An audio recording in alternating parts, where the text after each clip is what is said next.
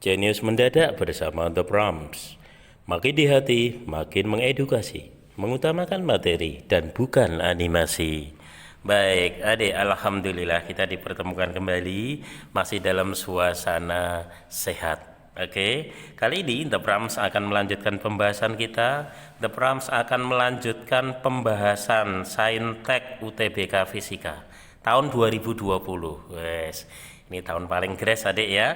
Kita sampai pada part 2. Untuk part 1 sudah berlalu 5 nomor kemarin adik ya. Nah sekarang part 2 kita akan bahas nomor 6 sampai nomor 9. Kemudian sisanya ya 10 sampai 15 kita bahas di part 3. Jadi UTBK Saintek Fisika 2020 15 nomor kita bahas dalam waktu 3 parts gitu ya. Siap adik, harus simak semuanya supaya punya pemahaman yang bagus. Oke, kita mulai adik. Nomor 6 perhatikan. Besar kecepatan suatu partikel yang mengalami perlambatan konstan ternyata berubah dari 30 menjadi 15 setelah menempuh jarak 75 meter. Oke, partikel tersebut akan berhenti setelah menempuh jarak lagi sejauh berapa? Ya adik, kalau ini saya buat sebuah ilustrasi, ini jalan adik ya, jalan ini. Kemudian ternyata partikel itu, ini partikelnya, mengalami perlambatan dari tadinya punya kecepatan berapa? 30 meter per sekon. Satu ketika melambat tinggal 15 meter per sekon. Nah saat itu sudah menempuh jarak berarti SD ya, berapa? 75 meter. Itu sampai sini sudah kita ilustrasikan. Partikel tersebut akan berhenti setelah menempuh jarak lagi berapa? Loh, adik-adik, di sini sudah berhenti belum di sini? Belum ya. Kenapa? Karena kecepatannya masih 15. Memangnya kalau berhenti itu kecepatannya berapa? Berhenti ya kecepatannya 0. Lah dia masih menempuh jarak lagi berapa? Jadi ini yang ditanyakan. S dari sini sampai berhenti. Oke adik ya. Dalam hal ini mari kita nomori tentang kecepatan. Ini V-nya V1 ya di titik 1, ini V2, di sini V3 gitu ya. Oke. Dia akan punya perlambatan. Perlambatannya konstan ini ya. Perlambatannya konstan. Nah, dari kata-kata ini adik, sebuah indikator bahwa jenisnya ini adalah GLBB. Kita ingat GLBB ada 3 rumus. VT sama dengan V0 plus AT. Yang kedua, ST sama dengan V0T plus setengah AT kuadrat. Yang ketiga, VT kuadrat sama dengan V0 kuadrat plus 2AS. Dan adik-adik, ciri rumus ketiga kita pakai itu kalau T-nya nggak ada. Anda lihat di sini, ada nggak T-nya? T waktu, variabel waktu. Ternyata kan tidak ada. Ya sudah, berarti kita optimis bahwa rumus yang kita pakai adalah rumus ketiga GLBB. VT kuadrat sama dengan V0 kuadrat ditambah 2A kali S ya. Jadi mengapa kita milih rumus ini? Karena tidak ada T dalam peristiwa ini. Nah, kita tinjau gerak 1 ke 2 ya. VT artinya adalah V2 kuadrat, V0-nya berarti V1 kuadrat ditambah 2A kali S, S-nya 1 ke 2 gitu ya. Kalau A-nya konstan jadinya tidak kita nomori. Oke, adik-adik, VT kuadrat V2 kuadrat berarti 15 kuadrat. Oke, biar adik tahu ya. Saya pelan, saya tulis semua. V1 berarti 30 kuadrat ditambah 2 kali A, S-nya 75. Keren ya. Ternyata proses ini kita ketemukan A-nya adik, perlambatannya kita akan ketemu. Lanjut, 15 kuadrat berapa? Jelas ya, 225. Sama dengan 30 kuadrat berapa adik? 900. Ditambah 2 kali 75 ya, 150A gitu ya. Nah, 225 kurangi 900 berarti negatif gitu ya. Negatif berapa adik? 675. Sama dengan apa? 150A. Jadi dari proses ini kita dapatkan A sama dengan negatif 675, adik bagi dengan 150. Nah, kayaknya bisa kita bagi 75. Berapa adik? 2 bagi 75. Kalau 600 bagi 75 kan 8 ya. 675 berarti 9. Wow, ternyata A-nya adalah negatif 9/2 meter per sekon kuadrat. Oke. Jadi dari proses olah data pada gerak 1 sampai 2 kita dapatkan nilai A. Sementara itu adik, pertanyaannya adalah S ini berarti S2 sampai 3 itu berapa? Gitu ya. Adik-adik, lagi-lagi tidak ada T. Oh, berarti tetap yang kita pakai rumus yang sama. Gerak 2 ke 3, VT berarti V3 kuadrat. V0 kuadrat berarti V2 kuadrat ditambah 2, A-nya tetap, S-nya sudah 23. Gitu adik ya. V3 adalah 0. 0 kuadrat berapa adik? Tentu saja tetap 0. V2-nya 15. 15 kuadrat berapa adik? 225. Gitu ya. Ditambah 2 kali A-nya ini tadi, kurung negatif 9 per 2. Nah, kali S. S23. Gitu ya. Kayaknya asik banget ini. Pastinya 2 ini bisa kita coret. Berarti ini jadinya plus kali min itu min ya dek ya. Maka pindah ke kiri. Jadinya positif. 9S ya, S23 sama dengan tinggal angka ini 225. Betul ya?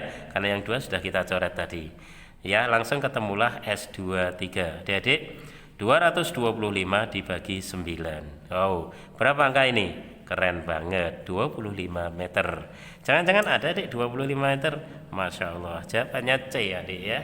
Oke, gimana adik? Ternyata UTBK Saintek ya tahun 2020 ya, hanya menggunakan rumus GLBB ketiga. Satu rumus dipakai 2 kali ya. Kenapa bisa begitu? Ilustrasinya harus jelas ya, itu yang diperlukan. Kemudian adik-adik, setelah ilustrasi jelas kita tepat memilih rumusnya. Menuju rumus pun ada cirinya, yaitu tadi gimana? Tidak ada T-nya gitu ya. Baru GLBB ketiga kita pakai. Baik begitu. Sekarang nomor 7 adik. Nah, tampaknya ini soal terapan banget ya. 7 perhatikan. Air terjun setinggi 20 meter dimanfaatkan sebagai pembangkit listrik tenaga air. Wow, PLTA ya. Setiap detik adik-adik, air mengalir 10 meter kubik. Iya. Oke, sambil kita ilustrasikan. Berarti ada air terjun. Ini ya, dari satu tempat yang tingginya, tinggi itu adalah H 20 meter ya. Di sini mengalirlah air terjun. Set, begitu ya, kira-kira seperti ini. Kemudian untuk PLTA, oh berarti di sini ada baling-baling generator PLTA. Begitu. Setiap detik air mengalir 10 meter kubik, adik-adik. 10 meter kubik tiap detik, berarti per sekon. Nah, adik, kalau kita ingat meter kubik itu volume, sekon itu waktu. Volume bagi waktu apa? Itulah yang dinamakan debit ya. Jadi secara tidak langsung ternyata ya, ini adalah debit aliran gitu ya. Jika efisiensi generator, adik-adik, efisiensi ya eta, bacanya eta ya, adalah 55% adik. Dan percepatan gravitasinya 10, maka daya rata-rata yang dihasilkan. Daya adalah power. P-nya berapa? Gitu. Oke. Tentang PLTA, pembangkit listrik tenaga air, sejak namanya UMPTN, lalu SBMPTN, SPMB ya, sekarang UTBK ya, ini selalu menjadi bahasan yang hangat, sehingga adik penting ini secara konsep dulu saya berikan ya, kemudian nanti rumus jadinya ya selalu seperti itu bisa kita hafalkan gitu ya. Adik-adik, secara konsep perhatikan, semua soal di fisika yang ada efisiensi, disitulah kita berangkat ya, dari situlah kita berangkat. Mari kita pikir, efisiensi itu selalu energi yang keluar dibagi energi yang masuk gitu deh ya. Bisa juga daya yang keluar dibagi daya yang masuk. Ini rumus umum efisiensi biasa sejak SMP sudah. Sekarang permasalahannya adik-adik, ini adalah mengubah energi apa menjadi apa. Kita harus tahu mana in mana out ya. Adik, kalau air pada ketinggian ini tentu sebagai energi in-nya, masukannya, karena ketinggian itu kan energi potensial air. Ya, outputnya, keluarannya ini kan sebuah generator, berarti energinya energi apa? Energi listrik. Oke, adik-adik. Jadi dalam hal ini kita pakai efisiensinya energi aja ya, ini lebih cocok. Sehingga adik-adik yang keluar adalah energi listrik, oke, gitu adik, dibagi dengan yang masuk adalah energi potensial air. Nah sekarang baru kita ingat kembali energi listrik itu apa. Karena nanti yang ditanya daya berarti daya listrik ya. W itu kan P kali T, berarti P kali T. Kemudian energi potensial itu apa adik? MGH, biasa banget deh ya. Oke. Dan adik-adik, ternyata massa air tidak ada. Berarti kita harus berpikir lagi ya, bahwa nanti massa itu kan bisa dari rho ma vol. Rho itu massa per volume, gitu ya. Berarti massa nanti apa dek? Rho kali volume, gitu ya. Kita bisa rubah itu. Sementara di sini adalah eta. Berarti sini dulu enggak apa-apa yo. P kali T, M-nya diganti rho kali V kali G kali H. Betul adik ya? Ingat ruas paling kiri dan paling kanan. Perhatian. Perkalian silang yuk. Berarti eta rho V GH, betul adik, itu sama dengan P kali T. Nah kalau ditanya berapa P ya, maka tinggal ini semua dibagi T. Kita tulis eta rho V GH adik bagi dengan T. Nah adik-adik, sengaja atau enggak sengaja muncul V per T, muncul volume per waktu. Yang tidak lain apa itu? Debit adik-adik. Masya Allah ya. Akhirnya P itu adalah eta rho debit GH, gitu ya. Eta rho debit GH. Saya tulis rumus itu. P eta rho debit GH. Ini adalah permasalahan adik pada PLTA, gitu ya. Nah, akhirnya rumus daya seperti ini. Kalau yang ditanyakan pernah daya sering ya, pernah juga yang lain, kadang ketinggian pernah itu, atau efisiensi juga pernah ya. Oke, nah maka perlu untuk mempercepat langkah karena waktu dibatasi, adik perlu hafal rumus ini, gitu ya. Caranya ini ambil manfaatnya adik ya, ambil manfaatnya supaya adik jadi inget terus ya. P itu pena, efisiensi itu eta E, pena E ya, terus debit di ya, debit ya kita singkat di, rho GH rogoh, pena E di rogoh, gitu ya. Oke, ini sekedar cara saja, itu rumus PLTA ya. Nah kalau sudah tinggal kita hitung, jadi berapa P. Jadi etanya adalah berapa itu? 55%, artinya 55/100. Kalau tinggal ngitung sih gampang deh ya. Rho ini adalah rho air ya, tentu saja rho air itu 1 kalau CGS dan kalau MKS 1000 kg per meter kubik. Di soal apa enggak ada? Enggak ada. Berarti adik memang harus tahu ya. Rho air adalah 1000, 10 pangkat 3. Debitnya tadi berapa adik? Debitnya adalah 10, G-nya 10, tingginya berapa? Tingginya adalah 20 meter. Oke ya. Adik-adik perhatian. 100 ini gini gitu ya. Asik banget. 55 kali 2 110 kali 20 berarti 1100, masih ada 10 pangkat 3 itu kilo ya, kilowatt. Selesai. 1100 kilowatt. Wow, itu ya. Asik banget. Jadi, kalau adik sudah ingat rumusnya, oh ini PLTA berarti pena E dirogoh, udah langsung dihitung ya gitu. Oke adik-adik sudah ketemu ya. Secara konseptual mengapa begitu juga The Pram sudah jelaskan lengkap, sudah konsepnya ngerti, cara cepatnya mengerti, gitu ya. Itulah hasilnya belajar dengan The Pram. Tetap semangat adik. Sekarang nomor 8 ya. Aduh gimana ini 8 ya. Mari semuanya. Sebanyak 3 liter argon bersuhu 27 derajat Celcius. Oke. Pada tekanan 1 atm, kayaknya mending langsung kita pakai adik. Liter berarti volume 3 liter. Ingat ya adik ya, liter itu adalah desimeter kubik. Ke meter kubik berarti 3 kali 10 pangkat negatif 3 meter kubik ya. Bersuhu 27 derajat, oke berarti T 27 derajat Celcius. Ke Kelvin gimana? Ditambah 273. Jadi berapa dek? 300 Kelvin gitu ya. Karena semua harus SI nanti. Kemudian tekanannya 1 atmosfer. Sementara 1 atm adalah 10 pangkat 5 Pascal. Dan SI-nya memang Pascal ya, bukan atm.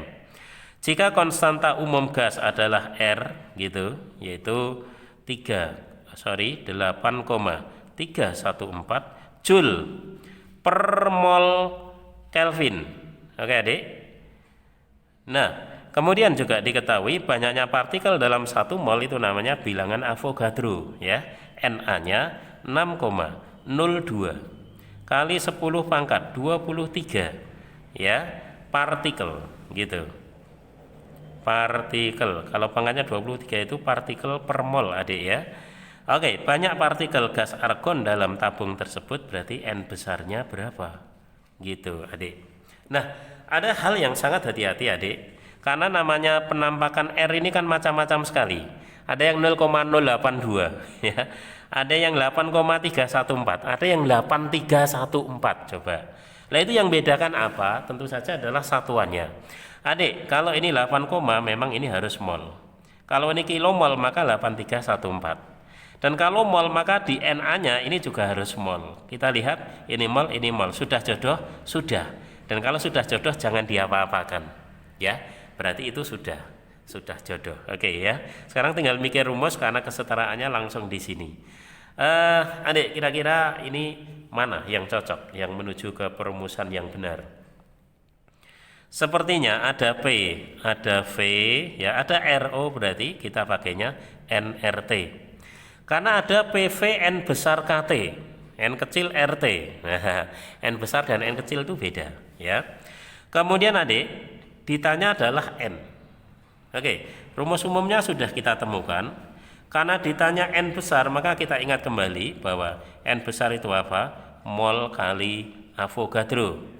Tentu adik sangat terbiasa ini tidak hanya di fisika, tapi juga di kimia gitu ya, bahwa banyak partikel adalah mol kali Avogadro.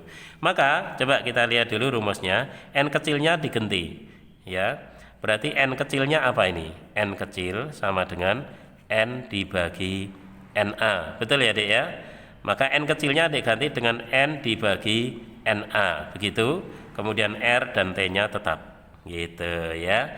Dan adik-adik akhirnya apa toh yang ditanyakan adalah N besar.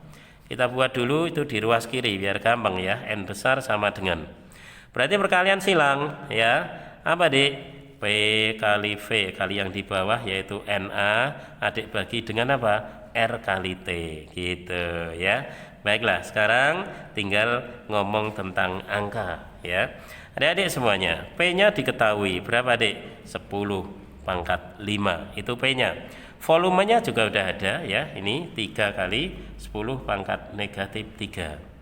Na-nya adalah ini tadi 6,02 ya kali 10 pangkat 23 dibagi R, dia adalah 8,314. Kemudian kali T, suhu mutlak dalam Kelvin, dia adalah 300 Kelvin. Oke ya.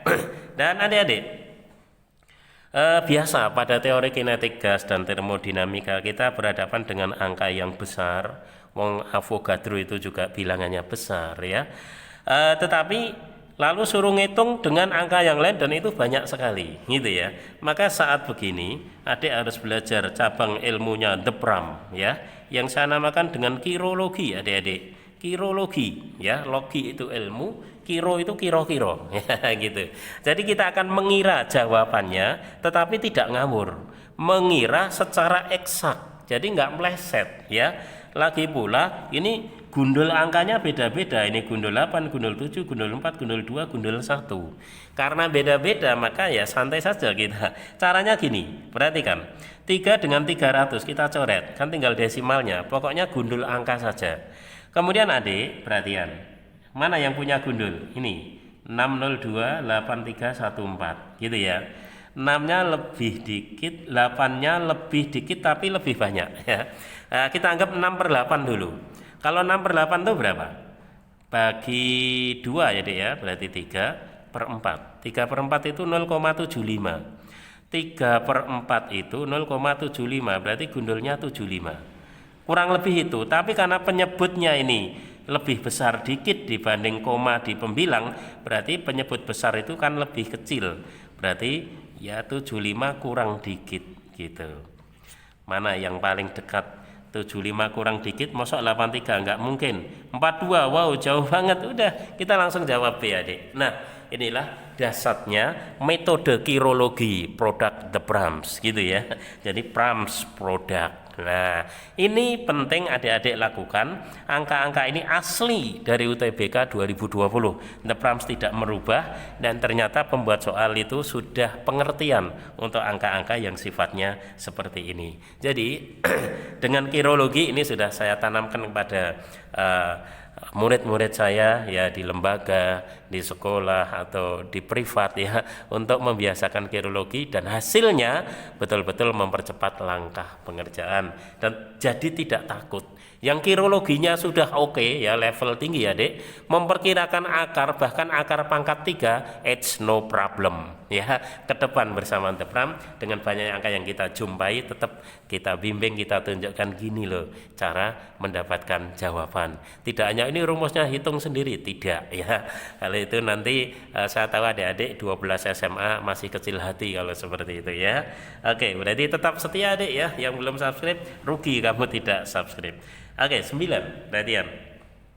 Untuk part 2 kita berhenti 9 adik ya. Nanti 10 sampai 15 di part 3. Nomor 9 perhatian. Suatu partikel bermuatan dilepaskan dari keadaan diam. Oke. Pada suatu daerah yang dipengaruhi medan listrik, iya. Dan medan magnet, oh berarti ada dua-duanya. Ingat ya, medan listrik itu E, medan magnet itu B. Gerak partikel ternyata membentuk lintasan lurus. Wow, maka kesimpulannya bagaimana? Ya, adik-adik, gini. Jadi, partikel dilepaskan dalam daerah medan magnet. Saya buat ilustrasi karena ini ternyata hanya tentang arah ya. Saya buat ini. Arah medan magnetnya misalnya begini. Oke ya. Ini arah medan magnetnya. Medan magnet itu B. Partikel ini positif atau negatif juga tidak jelas, tapi itu enggak masalah ya. Saya misalkan partikel ini bermuatan positif. Dia dilepaskan dari keadaan diam. Terus dilepaskan. Tentu dia akan bergerak nanti ya. Misalnya geraknya ke sana. Ini arah kecepatan berarti ya. Arah gerak adalah arah kecepatan. Nah, adik-adik, ternyata lintasannya lurus. Padahal kalau seperti ini, adik ingat ya, ada gaya magnetnya. Coba arahnya kemana? Kita lihat dulu aturannya gini. Ibu jari adalah I, gampang ya. Kemudian gaya itu telapak tangan, dorongan. Kita kalau dorong pakai telapak, enggak pakai 4 jari toh. Nah, maka F-nya itu telapak dan B-nya inilah 4 jari. Kita terapkan dulu. Nah, untuk I kalau muatan positif, I-nya searah V gitu ya aturannya deh ya. Berarti I-nya ke sana, perhatian, I-nya ke sana ya, satu persatu ngepaskannya. B-nya silang tuh masuk bidang, 4 jarinya masuk. I-nya tetap ke sana, 4 jarinya masuk. Kelihatan ya, 4 jarinya masuk bidang gitu. Dorongan inilah gaya magnet. Berarti dorongannya ke atas. Kita tulis. Ternyata ini arah gaya magnetnya, yaitu ke atas. Ya. Jadi adik-adik, mestinya karena dia bergerak ke kanan, kemudian ada gaya ke atas, mestinya lintasan itu lengkung. Gitu mestinya. Ya. Tapi ternyata menurut soal lintasan ini berupa garis lurus. Berarti pasti ada gaya lain yang meniadakan, ya, yang meniadakan gaya magnet. Jadi resultan gayanya 0. Maka supaya resultan gayanya 0, maka gaya lain itu tentu harus berlawanan arah. Dan gaya inilah yang nanti berasal dari gaya listrik, karena dia juga berada dalam medan listrik gitu ya. Jadi gaya magnetnya ke atas, listriknya harus ke bawah supaya resultan gayanya 0 sehingga lintasannya bisa lurus gitulah adik-adik ya. Nah, sekarang permasalahannya adik, kalau F listriknya ke bawah ya, sementara itu muatan ini adalah muatan yang positif. Adik masih ingat ya, untuk arah gaya listrik dari medan listrik itu bagaimana? Jadi kalau muatannya positif, maka F searah dengan E. Dulu gitu ya, pas listrik statis.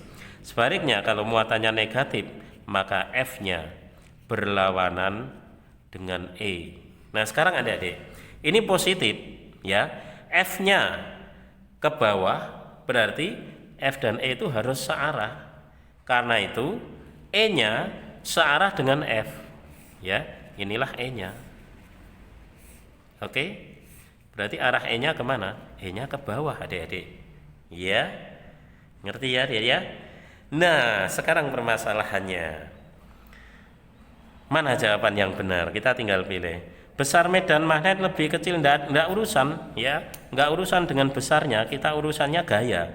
Kalau besar gaya magnet sama dengan gaya listrik, jadi gaya magnet sama dengan gaya listrik, lah ini benar. Itu bukan medan magnet. Medan magnet enggak urusan ya. Lebih besar. Medan magnet sama enggak urusan, bukan urusan itu. Tapi kalau arah oke loh ya. Arah medan magnet sejajar medan listrik. Coba adik, medan magnetnya silang itu masuk bidang.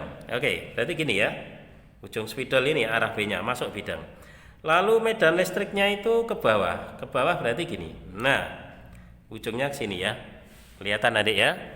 Jadi B nya masuk bidang, ini ke bawah. Bukankah ini saling tegak lurus dek, antara medan magnet dengan medan listrik? Betul ya, gini loh ya ta? Ini dengan ini kan tegak lurus. Ya, jadi kesimpulannya ternyata arah medan magnet itu tegak lurus dengan medan listrik. Loh kok gitu? Iya, medan magnet masuk bidang, medan listriknya ke bawah. Jelas sekali itu tegak lurus. Itu mana? Arah medan magnet sejajar ngawur-wur ya, mestinya apa? Tegak lurus. Wow, keren. Ternyata jawabannya E ya. Gitu adik, ternyata soal UTBK ini konsepnya dalam sekali, sangat dalam. Tapi gimana? Jelas bukan? Di mana kita harus menampilkan gaya magnet, gaya listrik. Nah, bentuk seperti ini juga bisa berupa soal ngitung adik, dengan menyamakan ini, terus diuraikan dengan rumus, dihitung ketemu ya. Dan itu malah lebih banyak yang benar biasanya untuk adik-adik 12 SMA. Tapi kalau sudah arah ini pada pusing ya, maka tadi step by stepnya, urutannya, bagaimana arah ya, ini adik harus mengerti. Kalau masih bingung ya di feedback lagi ya, di ke belakang kemudian diulangi. Begitu seterusnya sampai adik-adik betul-betul paham. Karena apa? Ketika soal ini muncul ya pasti hanya serupa, arahnya akan berbeda, sehingga yang adik kuasai bukan apalkan jawabannya, bukan, tetapi adalah memahami konsepnya. Gitu ya. Inilah asiknya fisika UTBK tahun 2020. Gitu adik ya. Tetap semangat bersama The Pram. Oke, makin di hati, makin mengedukasi, mengutamakan materi dan bukan animasi.